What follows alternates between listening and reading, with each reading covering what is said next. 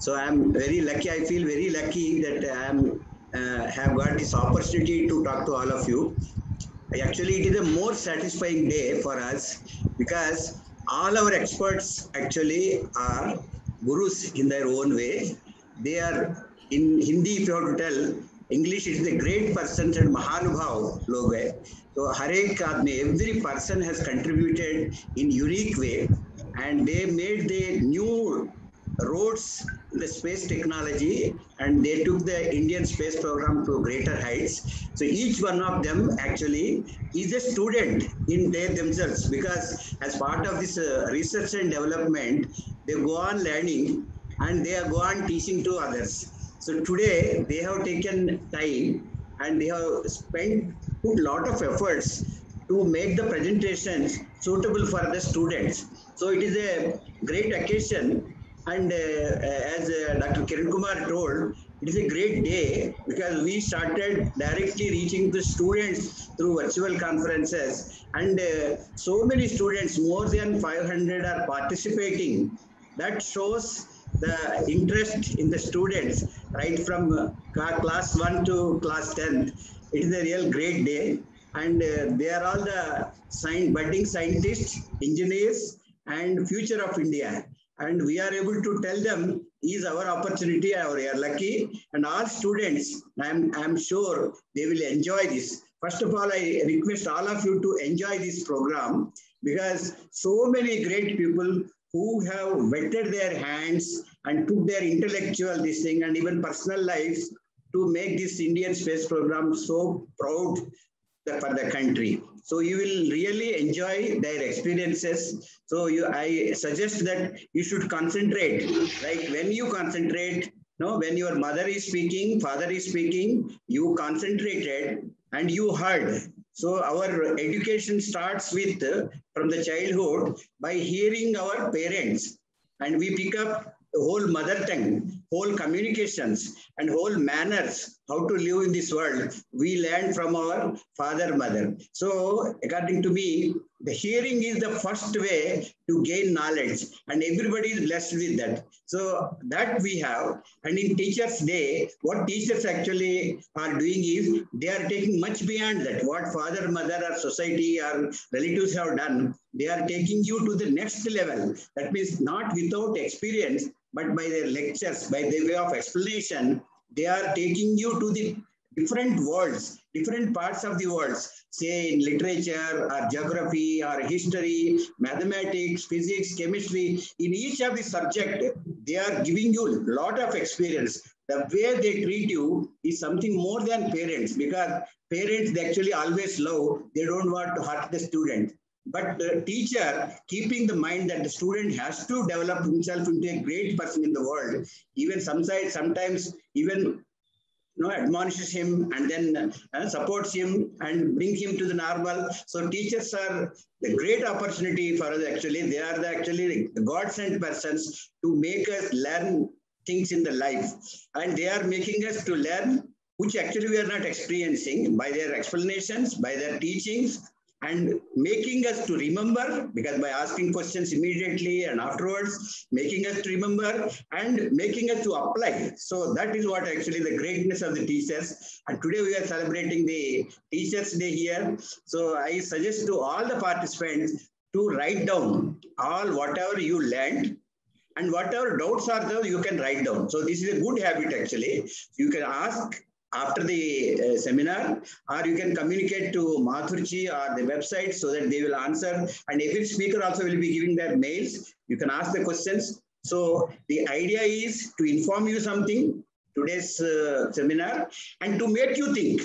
And you have to get a lot of doubts. It's not that all doubts will be cleared today like in your class. So it is the aim is to make you think, to make you pursue whatever is interesting things. So that's what. So on this great occasion, we have so many teachers. Every one of us feels, goes through the experiences of teachers and their blessings with empathy, how they teach us, how they care us, how they develop us. But most important persons for India are Dr. Sarvepalli Radhakrishnan, who was our first vice president and then the second president of India. And second person I am going to talk is our Professor Satish Dhawan. He has been a great guru. So at Indian Institute of Science and ISRO and many organizations in India. So such persons, by learning about their journey, we will be able to learn many things, and it will actually, I'm sure it will motivate all of you to take up very big issues and satisfying life you can lead. So first I will start with Dr. Sarvepalli Radhakrishnan. Dr. Sarvepalli Radhakrishnan was born on 5th September 1888 in a Telugu Brahmin Niyogi community in Tiruttani of Chittoor district. It was in the erstwhile Madras presidency, later in Andhra Pradesh, now in Tamil Nadu. So he was an Indian academic, professor, philosopher, and later became the politician. And he served as first vice president of India from 1950 to 1962, and he became the second president of India from 1962 to 1967. So he gave the directions to the country to prosper. Because of that, today we are on the 75th years of independence. India has achieved many goals and many developments, and the generations are enjoying the fruits of the independence and the struggle the people have made, development they have made after the independence. So it is worth remembering these people. So he has been actually one of the most distinguished 20th century scholars of comparative religion and philosophy. He has his own specialization. So actually his father was a subordinate revenue official in service of a local Jamindar. So in that, before independence, Jamindari was there. In the Jamindari, he was a very small employee. So, but Radhakrishnan was a scholar from the beginning, and he held the scholarship throughout his academic life. So actually, he took studies of the philosophy by chance, not by his choice, because he was from one of his cousins completed philosophy in graduation. So he thought, he and family thought his book would be, so that's why he could philosophy.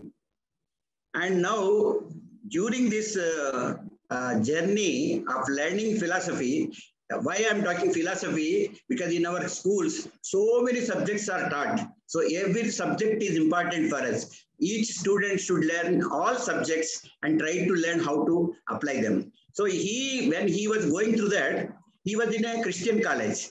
So because of the Christian domination, there was a lot of criticism of Hinduism. But he is knowledgeable and he was not able to tolerate that. So he said the challenge of Christian critics impelled me to make a study of Hinduism and find out what is the living and what is dead in it. So how the Hinduism actually defines the life and death and what the human being has to do. Like that, he's trying to learn about that actually. So, and he said, my pride is Hindu, as a Hindu, roused by the enterprise and eloquence of Swami Vivekananda. He was very much influenced by Swami Vivekananda. And he was deeply hurt by the treatment accorded to the Hinduism in missionary institutions. Many institutions, because of the British government, missionary institutions, they were actually ill-treating Hinduism. So he studied all of them and tried to argue, convince everybody, and he has written books and he rose to a great position in that subject.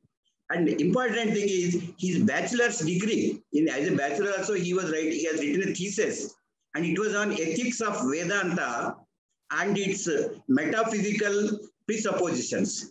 At the age of 20, he has written a thesis and it is appreciated by all his teachers and professors. Though they were Christians, they appreciated this.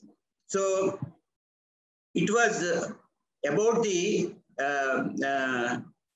criticism of Hinduism, how people are doing it. So this led him to the critical study of the Indian philosophy and religion. So that is how his education turned him into a great great search for the Hinduism and propagating it actually. So he, after completing his education at Madras Christian College in 1911, he became assistant professor and later professor of philosophy at Madras Presidency College. Then subsequently, he became professor of philosophy at the University of Mysore from 1918 to 1921. Then at the King George V of Mental and Moral Science at the University of Calcutta, and Spalding Professor of Eastern Religion and Ethics at the University of Oxford, 1936 to 52. And he is the first Indian to hold a professional chair at the University of Oxford. Now imagine his pursuit of knowledge. It is not only took him around the country and took him to UK, then he became the very prestigious professor there. So he was Haskell lecturer. He was the afternoon lecturer at Manchester College, Oxford in 1926, 1929, and 1930. In 1930, he was appointed as Haskell lecturer in comparative religion at the University of Chicago. He went to USA also. After his completing all these things at various places, he was Vice Chancellor of Andhra University from 1931 to 1936. So he learned, he taught, he explained to all the people about the religion, and he gave the directions to the academic people all over the world and in India also. And he had written many articles for journals of repute, like the Quest, Journal of Philosophy, and the International Journal of Ethics. He also actually written many books. Many books he has written. Some of them are The Philosophy of Rabindranath Tagore, The Reign of the Religion in Contemporary Philosophy, etc. And Dr. Radhakrishnan actually believed that Tagore's philosophy to be the genuine manifestation of Indian spirit. So he was inspired by Swami Vivekananda, Tagore, and his own understanding of the religions. So his philosophy was grounded in Advaita Vedanta. So it was Advaita Vedanta actually, and reinterpretation of the tradition for a contemporary understanding. Because actually he felt the criticism from Christian team was because of their not understanding of the Hinduism. He was not what we call angry with them, but he pitied them actually. He understood it is the what we call the ignorance. So uninformed people. So it is usual, we also encounter such kind of things. So to make them understanding, so he reinterpreted, because all our religion things are mostly in Sanskrit. So Sanskrit has got many meanings and difficult. So he tried to reinterpret and make it worldwide popular. So that's what he did here. So contemporary understanding, his philosophers, he defended Hinduism against what he called uninformed Western. Uninformed means actually pitied. Here they are not knowing, they are not simply they are criticizing. That is what we experience today in media. People say, we criticize our departments, our prime ministers, our ministers, governments, everything we criticize. We had a situation at that time also. But many times we don't know. We have to study a lot before we utter a word. So that's what he was telling in the uninformed, or in Indian things, if you call it ignorance. Okay, so we have to come out of that ignorance by studying, that we have to obtain the gnana, then only we will be able to do it. So he explained actually that Hinduism makes the people to look upon all creations as one. He explained that everybody was known, but he explained it, and the spirit of Abheda, that means there is no difference among various things. Particularly, the Vedanta requires us to respect human dignity. Forget about all creatures, at least human dignity we should respect, and demands the recognition of man as a man. That is what is important. That's what Swami Vivekananda told, and even Radhakrishnan sir has told. So this is what we should learn actually, all students, our elders. We should apply it in the life. Then we will have less problems as individuals, as a society.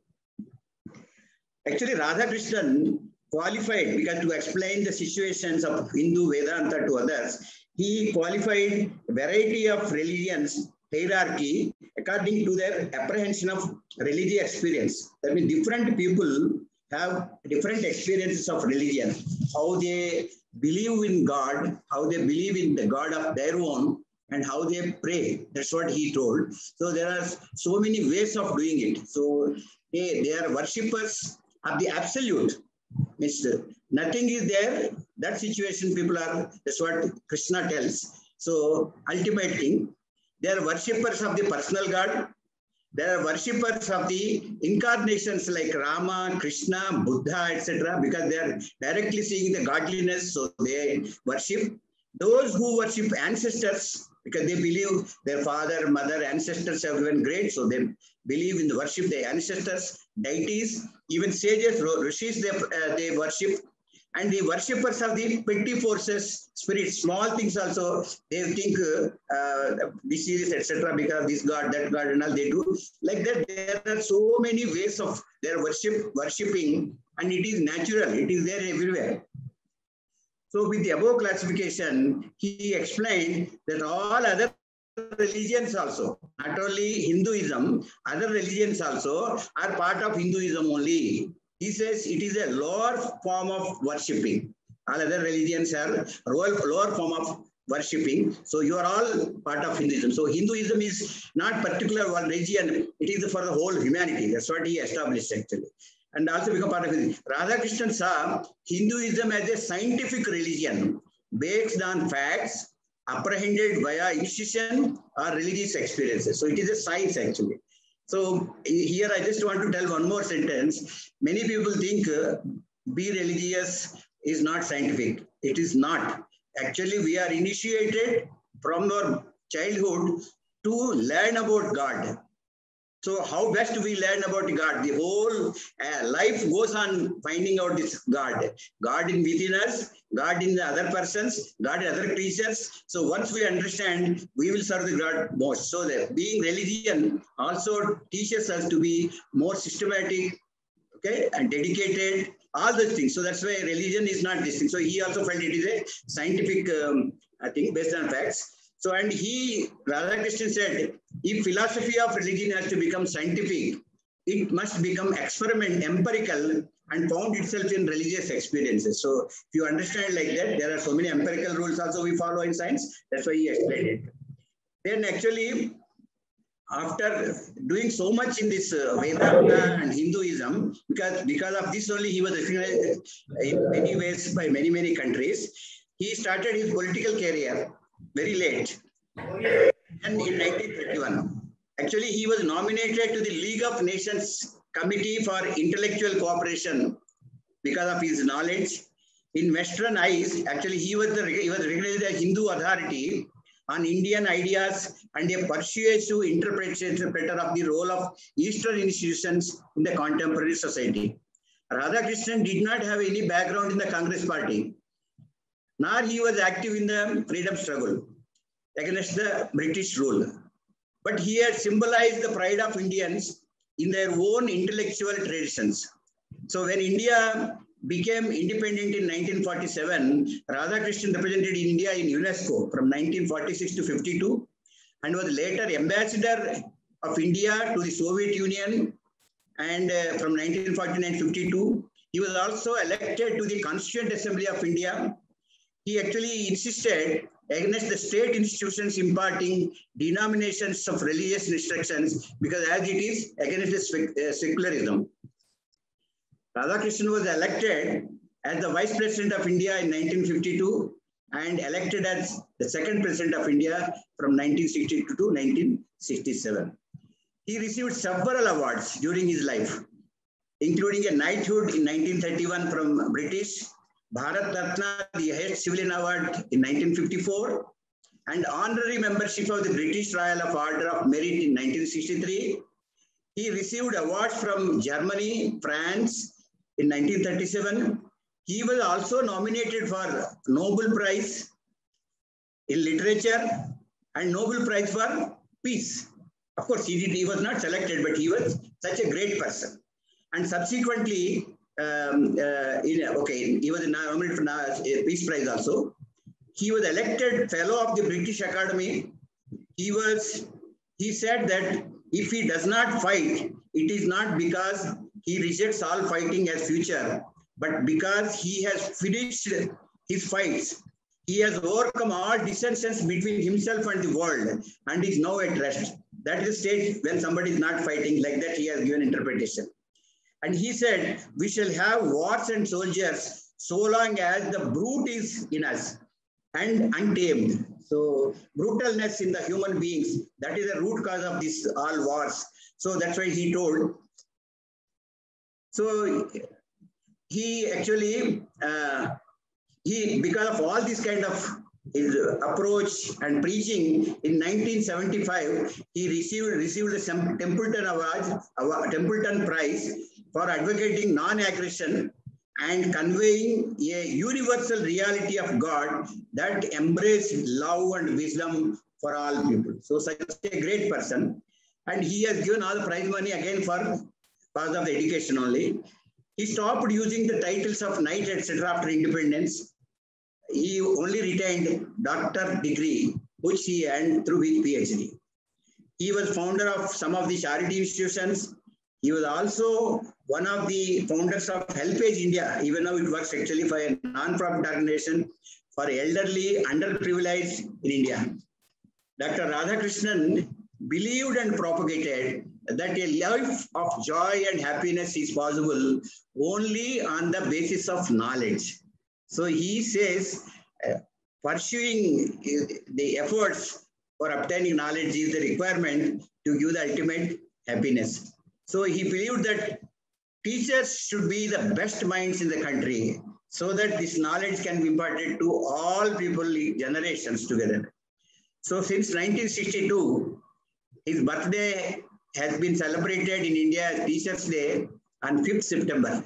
Because when some of his students approached him that they want to celebrate his birthday, he said, please don't celebrate my birthday, but you celebrate Teachers' Day.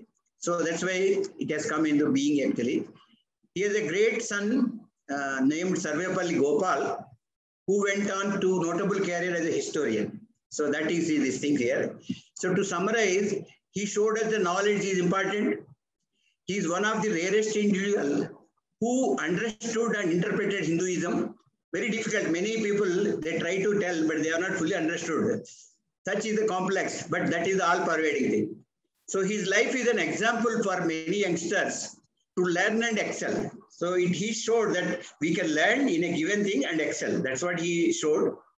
Once you attain knowledge and starts implementing it without fear, you will be recognized. That's what his life tells us. He fought against uninformed critics of Hinduism and convinced them through the knowledge, arguments, writings, lectures, etc. So this is a great learning for us. We should learn before argue, but once we learn, we can argue proper and convince them. So we also learned from his life that the more you travel, the more you learn, and the more you travel, more people will learn about you. So that's why I suggest to all youngsters, think that you should go out, all the world you should see, and then acquire the knowledge and apply it. So that is about Dr. Radhakrishnan. Now I will move on to Professor Satish Dhawan. He's a great guru and he's a different type of personality. Actually, it is more satisfying and exciting to learn about Professor Satish Dhawan.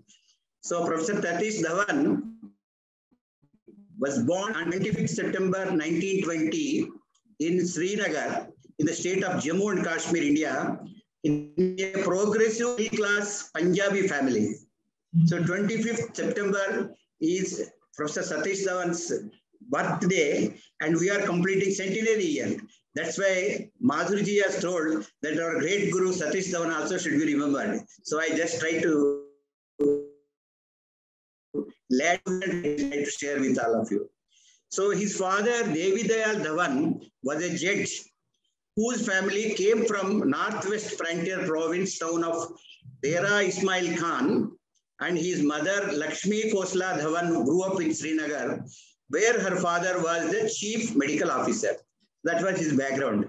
So he belongs to Kashmir, the love of all Indians. He belongs to Kashmir. And from the flower which came from Kashmir bloomed and bloomed India. So that's why it is important for us actually. So Dr. Dhawan grew up in Srinagar, where his father was a chief there. Dhawan spent his boyhood in the towns of Multan, Sargodha, Ludhiana, Amritsar, and Lahore.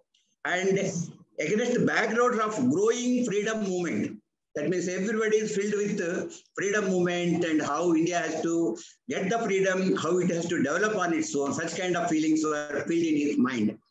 And the powerful moral influence of Gandhiji and Nehruji.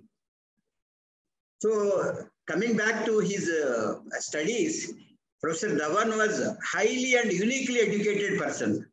He was a graduate of the University of Punjab in Lahore, where he completed BA, Bachelor of Arts in Mathematics and Physics, and in 1938.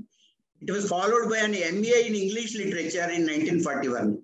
Probably in those days, because of British rule, English education may give good job. That may be the probably driving force, but he did mathematics, physics, English, different subjects. See, very important things to note. So after completing, he was about to get a job in railways. So instead of going for a job in the railway, he opted to get a degree in mechanical engineering at the McLaren Engineering College in Lahore. So he started from mathematics and physics to English, mechanical engineering. So in his, while all his previous degrees were obtained in the second division, he topped the university in engineering and won the gold medal. So he changed his complete course, maybe because of all experience and all understanding what he has got. So it is possible for anybody to change if one has got a will. During his engineering degree, he did his internship at Hindustan Aeronautics Limited, Bangalore, HAL, what we call Bangalore HAL, for 1.5 years, 1944 and 45.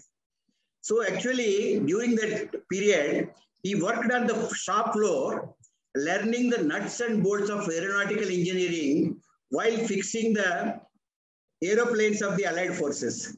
So now you see, he has got now exposure to the aeronautical engineering. So this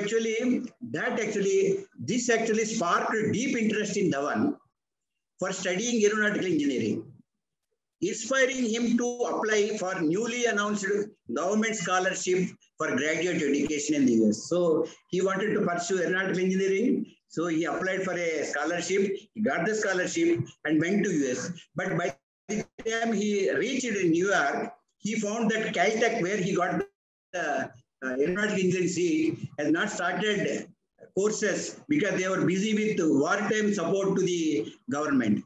So instead, actually, he was actually assigned to aeronautics program at the University of Minnesota in Minneapolis. And in 1 year, he got the master's degree in aeronautics engineering. Then he moved to Caltech. In Caltech in 1947, he started his PhD. So doctorate study started in aeronautics and mathematics simultaneously under Hans Lepman. He has been a mentor and he changed his arc of life completely. That's what Professor Dhawan himself told actually. So the experience at the Caltech left a strong impression on him to become self-reliant and hands-on engineer, and actually it reinforced his strong sense of democratic value. So that was his learning. So my words to students is, we should learn from everything. Every bit of life, every bit of teachings, what we do, we should learn. So you can see how he has learned and how changed his course of life.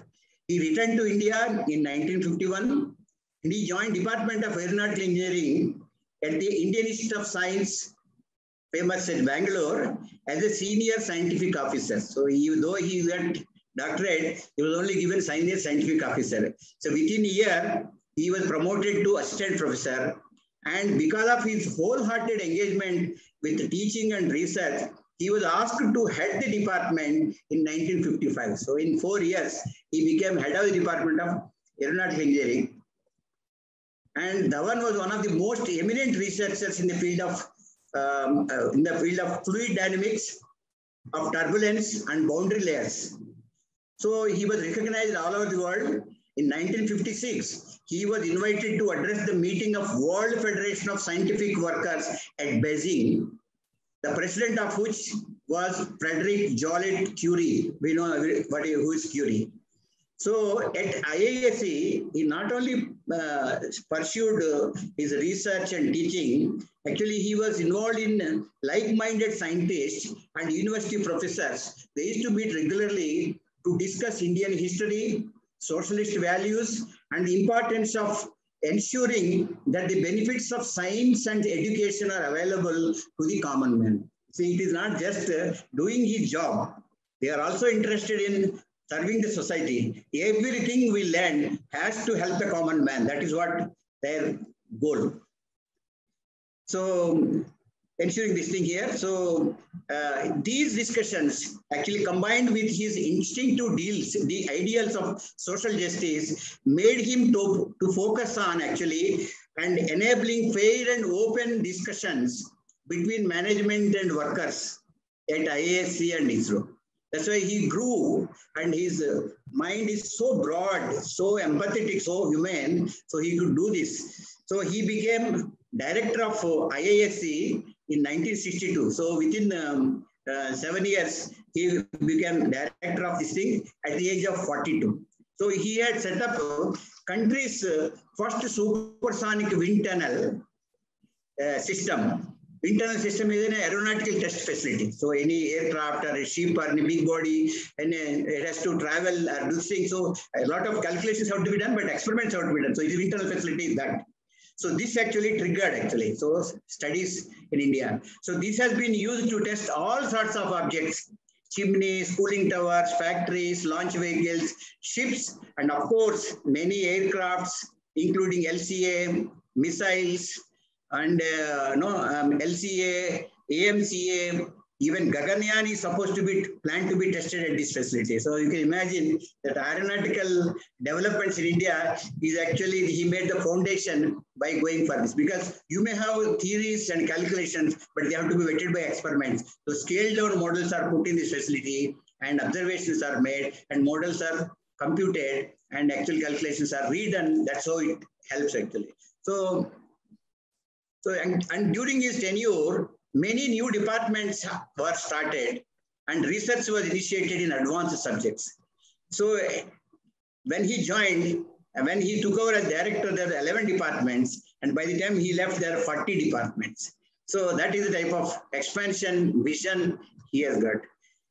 And Dhawan changed this somewhat dictatorial single professor system to the rotating heads of departments. The first time he said rotating heads, so that the ingenuity, intellectual capabilities of all will be available to the department.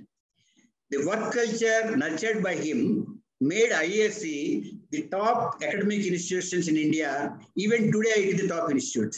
So it is recognized all over the world. So he took the IISc to such a high level. And then he was, there are a host of other institutions also which were benefited by Professor Dhawan, like National Aerospace Laboratory. NAL is famous now, everybody knows. Raman Research Institute, he was chairing their councils actually, research councils, and Academy of Indian Academy of Sciences, and as member and president, and Karnataka State Council of Science and Technology. There are many institutions. So everybody got benefited through his ingenious ways of developing systems in India. And most importantly, he took over the reins of Indian space program in December 1971. He could consolidate the efforts of Professor Vikram Sarabhai. Vikram Sarabhai ji has got a vision for India's space program. Very, very strong visions he has got. Now he has consolidated, he understood the mind and the aims of Professor Vikram Sarabhai, and he nurtured the multidisciplinary and technologically complex space program through the most critical phase, that is budding stage actually. and made it mature to a stage of yielding several benefits to the country and to the world. So Indian space program is not only helping India, it's also helping the world. He has brought it to that situation. He could do this as he had a very intense feeling of the technology and its relation with the society. So it is a combination of that. And he has a multidisciplinary learning, understanding, all that helped him. Actually, Dhawan Saab has integrated the diverse elements of space program to build a strong, self-reliant organization. Actually, he minimized intervention of IAS in space research and made it technology-centric. He created and developed space centers of excellence. Many centers, Vikram Sarabhai Space Center, Satish Dhawan Space Center, UR Rao Center, Space Application Center, like many centers of excellence he has developed across the country, while keeping, because they work on different fields, but they kept them connected and making them work for the overall goal. So that is the beauty of his management.